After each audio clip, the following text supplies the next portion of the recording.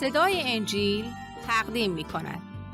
درود بر شنوندگان ارجمند.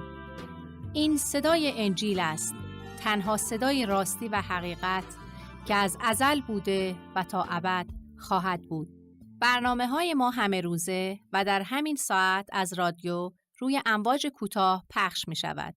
شما می توانید از طریق شبکه‌های اجتماعی فیسبوک، گوگل پلاس و یوتیوب با تایپ فارسی رادیو صدای انجیل با ما در تماس باشید. آدرس ایمیل ما از این قرار است: radioenjil@gmail.com. تکرار می کنم، آدرس ایمیل ما radioenjil@gmail.com و تلفن تماس ما 201 616 920 1791. تکرار می کنم، 201 616 920 1791. از شما دعوت می کنیم که به برنامه این ساعت صدای انجیل توجه فرمایید. در برنامه این ساعت رادیو صدای انجیل ما به آخرین قسمت از انجیل مقدس مرقس یعنی فصل 16 رسیده و آیات این قسمت از کلام خدا که درباره رستاخیز عیسی مسیح از مردگان سخن می‌راند را به سمع شما عزیزان می‌رسانیم و بدین وسیله مطالعه این کتاب آسمانی را به پایان می‌رسانیم. ولی ابتدای برنامه با قطعه شعری از سرودنامه کلیسای ایران که در وصف رستاخیز عیسی مسیح سراییده شده است جلب می‌کنم. باشد که امروز شما نیز از رستاخیز عیسی مسیح بهره گرفته و در پیروزی او نیز شریک و سهیم باشید.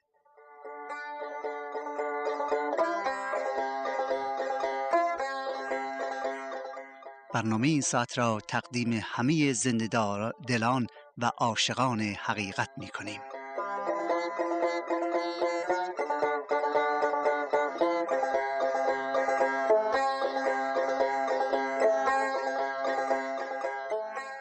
مژده بادا که نو شد سراسر جهان، گشته بیدار گیتی ز خواب گران. بین چگونه شود رنگ رنگ آسمان، گه کند گریه و گه خنده بر بوستان. بر طبیعت نگر و مرده بود و زنده شد، در جهان پرتو مهر تابنده شد. آن مسیحی که از بهر ما بنده شد، مرد و برخاست و ما را رهاننده شد. آن مسیحی که از بهر ما بنده شد، مرد و برخاست و ما را رهاننده شد. مژده آمد که اینک قیامش ببین، باز شد تا ابد آسمان بر زمین. موت دیگر نبود قدرتش بیش از این، از چه ترسم دگر از چه باشم حزین. سر برآر از افق مهر تابان ما، بین چسان تازه گشته تن و جان ما. قبر خالی نگر کار یزدان ما، زنده عیسی ببین اصل ایمان ما. قبر خالی نگر کار یزدان ما، زنده عیسی ببین اصل ایمان ما.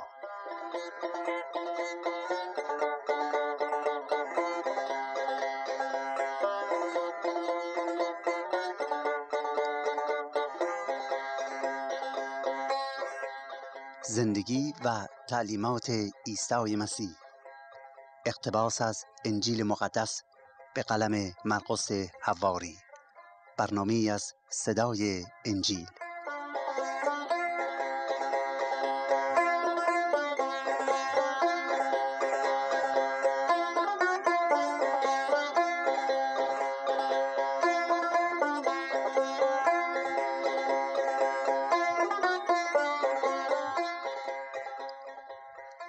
برادران و خواهران عزیز، حقجویان گرامی و عاشقان حق، درود بر شما. شادی و سلامتی خداوند بر شما یاران عاشق به حق باد و امیدوارم که در کارهای خیرتون همیشه کوشا و موفق باشید.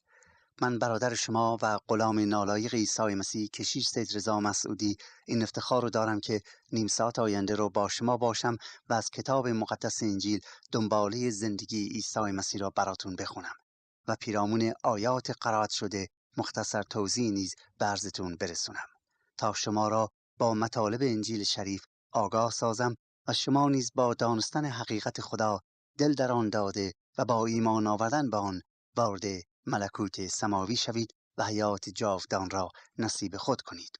از خداوند می‌خواهم که به ما حکمت و بصیرت روحانی عنایت فرماید تا چیزهای عجیبی را از کلام او یاد بگیریم.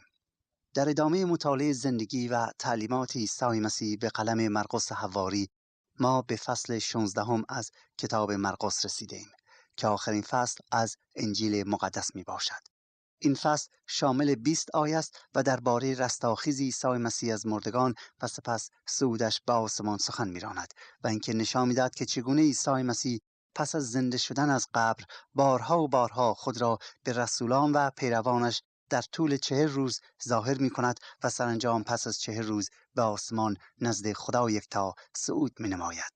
مرقس حواری تمام اتفاقات و آشکار شدن‌های عیسی مسیح را در اینجا برای ما ذکر نمی کند. زیرا همانطور که در ابتدای مطالعه این کلام خدا به عرضتون رسانیدم، مرقس به خاطر موقعیت زمانی و به خاطر اینکه قصدش اینه که توجه رومیان را به مسیح مبذول بدارد، مطالب را بسیار خلاصه تشریح می کند و زندگی عیسی مسیح را به خیلی مختصر شرح میده و در واقع فقط نکاتی برجسته از زندگی عیسی مسیح را بیان می کند. ولی به طور کلی وقتی که کلام خدا را مطالعه می کنیم، هر شخصی قادر است متوجه شود و دریابد که به راستی مرقس هدف خود را آشکار کرده است که عیسی مسیح یگانه نجات دهنده بشریت و او به خاطر کفاره گناهان بشر جانش را بر روی صلیب فدا کرد و مرد، ولی خدا او را در روز سوم از مردگان برخیزانید. و فصل 16 این حقیقت مهم را برای ما بیان می دارد. لازم است که یادآوری کنم اگر صلیب و مرگ و رستاخیز عیسی مسیح را از مسیحیت بردارید، آن وقت مسیحیت هیچ چیزی نداره. زیرا صلیب و مرگ و رستاخیز عیسی مسیح اساس و پایه مسیحیت است و ایمان مسیحیت بر این بنا گردیده است. و همطور که بعدها می‌بینیم در هر معجزه‌ای که رسولان عیسی مسیح پس از صعودش به آسمان انجام دادند، همه‌شان بدون استثناء به صلیب و مرگ و رستاخیز او اشاره کردند در معجزه و در کلامشون، در وعظهایشون. در واقع اساس موعظه‌های رسولان عیسی مسیح این بود که مسیح از مردگان قیام کرده است. و اگر جماعت یهودی بودند، بارها آمده است که به آنان میگفتند که ای برادران، شما که عیسی مسیح را مصلوب کردید، شما که او را محاکمه کردید، شما که او را مسخره کردید، شما که او را کشتید، خداوند همان عیسی را که مرد، شما او را کشتید، در روز سوم از مردگان برخیزانید. کتاب اعمال رسولان فقط گلچینی از وعظهای رسولان را برای ما بازگو می کند. وعظهای آن بر صلیب، مرگ و رستاخیز مسیح. و دوستان عزیز، مسیحیت از همان روز پیدایش علامت صلیب را به عنوان سمبل خود برگزید. صلیبی که یاد آورنده فداکاری، جانبازی، مرگ و زنده شدن عیسی مسیح است. برای ساده فهمیدن این فصل لازمه که آیات آن را تقسیم بندی کنیم.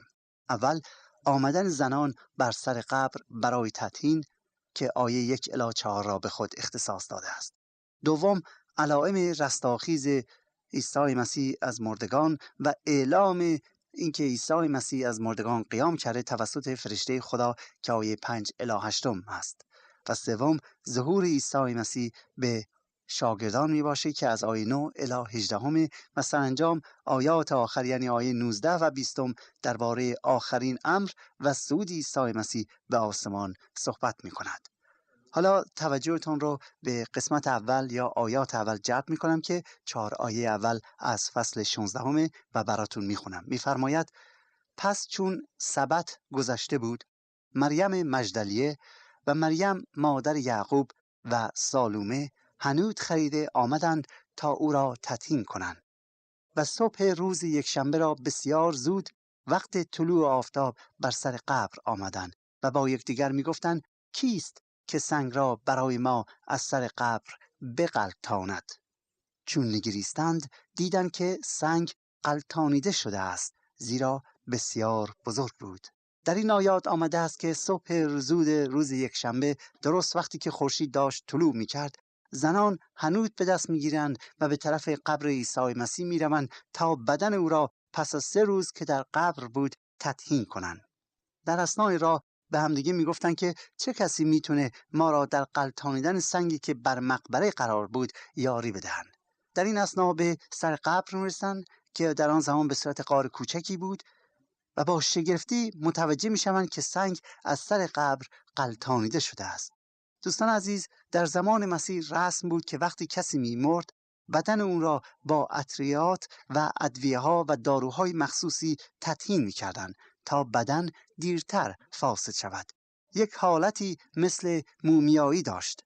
اما یهودیان جسد را مانند مصریان مومیایی نمی‌کردند، بلکه کفن نسبتاً طولانی و درازی را تهیه می‌کردند و هر بار که دور میت میچرخانیدن مقداری حنوط و دیگر مواد شیمیایی و خوشبو را در بین کفن قرار می‌دادند.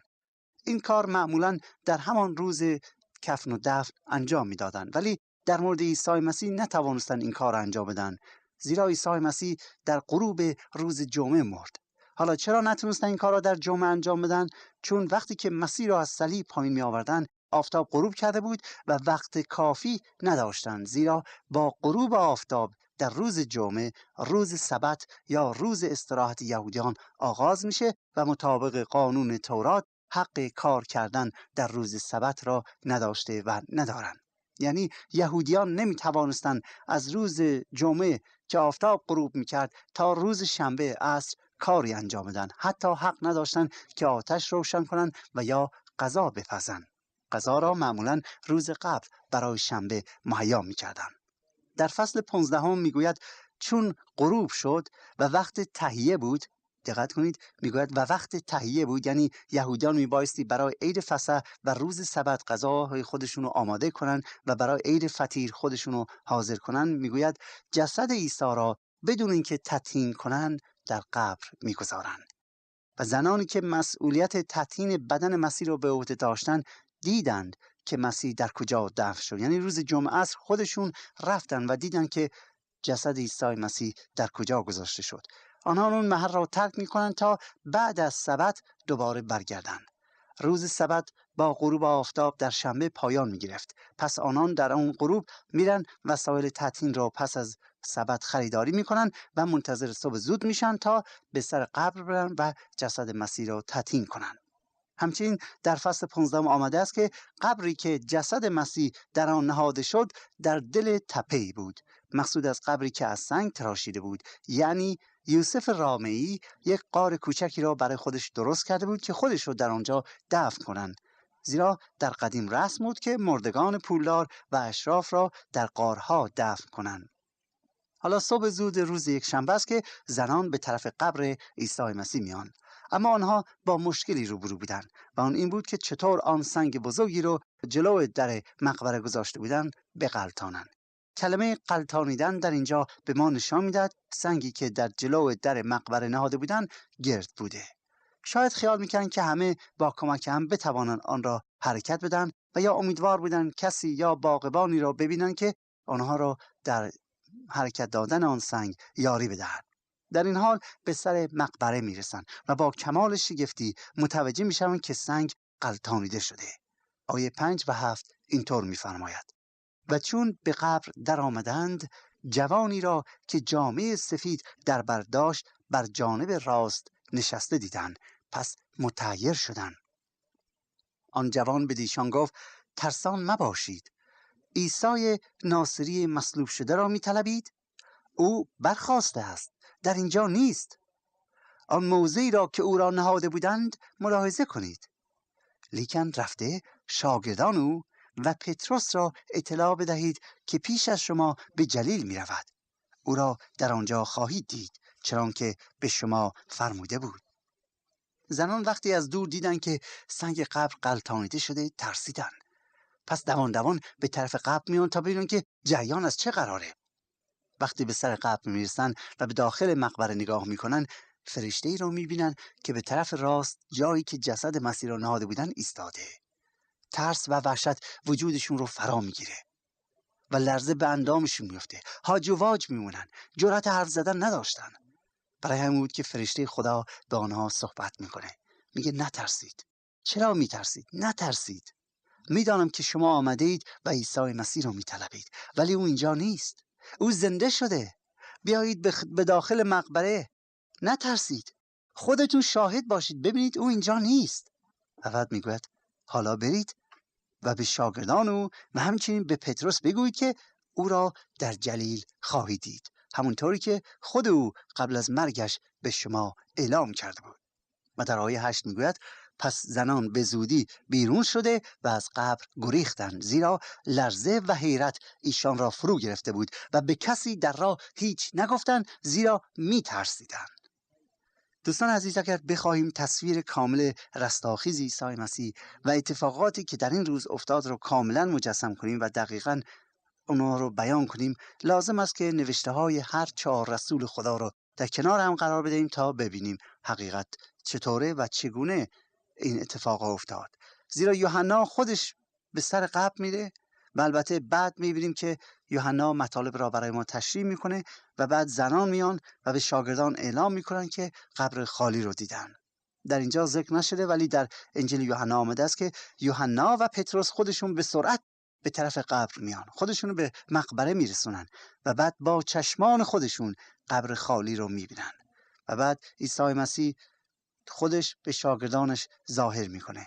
بیش از 13 بار عیسی مسیح پس از رستاخیزش از مردگان خودش رو به شاگرداش و پیروانش آشکار میکند. اگرچه در آیات اولیه نگفته است که زنان وارد مقبره میشن و با چشمان خود شاهد رستاخیز عیسی مسیح شدن، ولی در آیه 8 میگوید که از قبر گریختند. به معنی اینه که آنها از قبر بیرون آمدن و سپس شروع به دویدن کردند. فرشته خدا منتظر نمیماند تا شاگردان عیسی مسیح بیاید، بلکه به زنان امر میکند که بروند و به شاگردان بگویند که در جلیل بمانند تا مسیح رو ببینند. و در انجیل یوحنا فصل 21 درباره ظهور استثنایی و پرجلال مسیح پس از مرگ به شاگردان برای ما آیات تشریح میکنه این موضوع رو. تصورش را بکنید که این زنان چه حالی داشتند. آنها اومده بودند که مسیح که مرده بود اونو تدفین کنن، ولی حالا قبر خالیه، جسد اونجا نیست. فرشته خدا را میبینن و دوان دوان با ترس و لرز به طرف شهر اورشلیم میرن و به شاگردان اطلاع میدن. همونطور که گفتیم عیسی مسیح بیش از 13 بار پس از رستاخیزش از مردگان به شاگردان و پیروان ظاهر میشه و مرقس حواری میگوید اولین بار و یا اولین کسی که مسیح زنده به او ظاهر میشود همانا مریم مجدلیه بود. آیه 9 اینطور میگوید و صبحگاهان روز اول هفته چون برخاسته بود، نخست به مریم مجدلیه که از او 7 دیو بیرون کرده بود ظاهر شد و او رفته اصحاب او را که گریه و ماتم می‌کردند خبر داد و ایشان چون شنیدند که زنده گشته و به دو ظاهر شده است باور نکردند. در انجیل مقدس دوستان میخونیم که مریم مجدلیه صاحب 7 روح خبیث بود، ولی عیسی مسیح او را از قید و بند ارواح پلید و اهریمنی آزاد کرده بود. سلامتی و آزادی و زندگی او بخشیده بود و از آن پس مریم مجدلیه پیرو امین عیسی مسیح میشه و زندگیش را وقف عیسی مسیح میکند، به طوری که بسیار به او نزدیک بود، زیرا به هر حال زندگیش مدیون عیسی بود.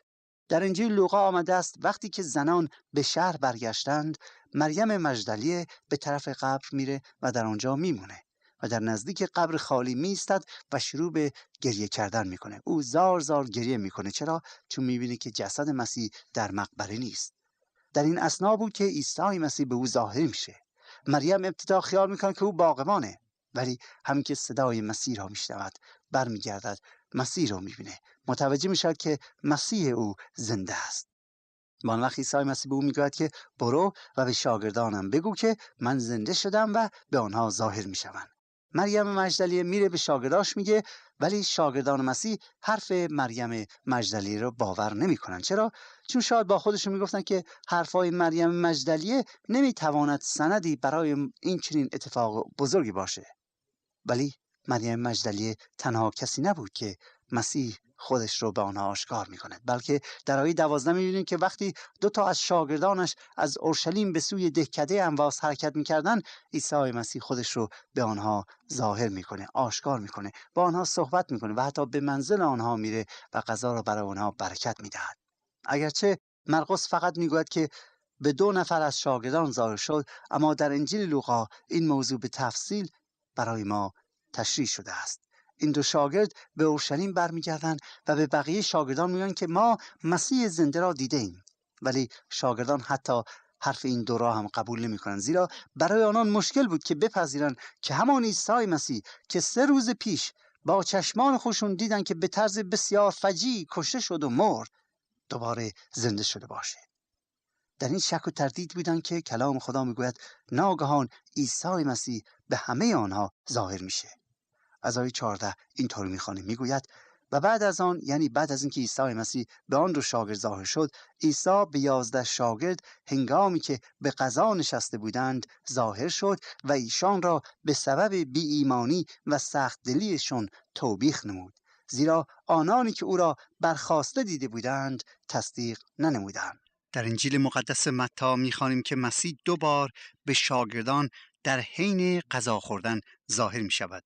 بارها البته به شاگردان ظاهر میشه، ولی در حین غذا خوردن 2 بار ظاهر میشه. دفعه اول فقط 10 نفر بودن، یعنی توما غایب بود، ولی وقتی توما به جمع آنها پیوست و آنان به توما گفتند که عیسی مسیح از مردگان برخاسته، توما حرف آنها را نپذیرفت و گفت من تا دستهایم را در دستهای سوراخ شده او نگذارم و تا دست به جایی که نیزه خورده ننهم قبول نمی کنم که مسیح زنده شده است. آخه چطور ممکنه که یک مرده زنده بشه؟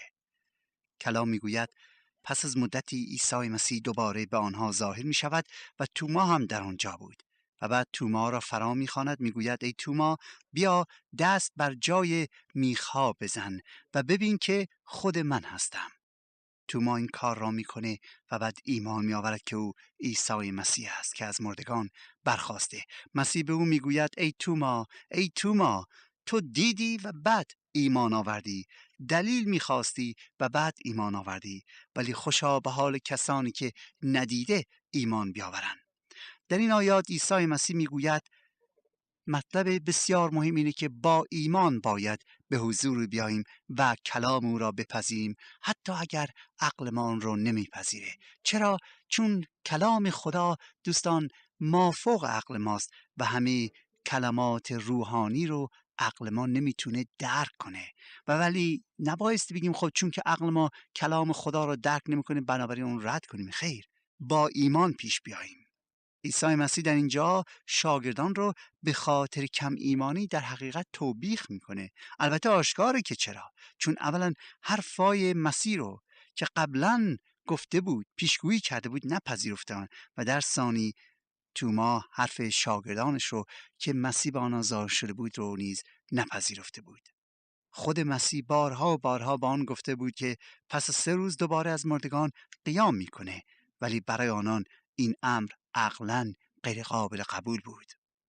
در اینجا دوستان عزیز شاید لازمه که به معنی ایمان به طور خیلی خلاصه اشاره کنم، زیرا کلام خداوند میگوید به وسیله ایمان به عیسی مسیح ما نجات پیدا میکنیم. ایمان یعنی اعتماد یا برهان و اعتماد داشتن به چیزهای نادیده است. قبول کردن مطلبی بدون آنکه آن را بدانیم، این ایمان محسوب میشه. پذیرفتن وجود خدا بدون دیدن آن ایمان محسوب میشه.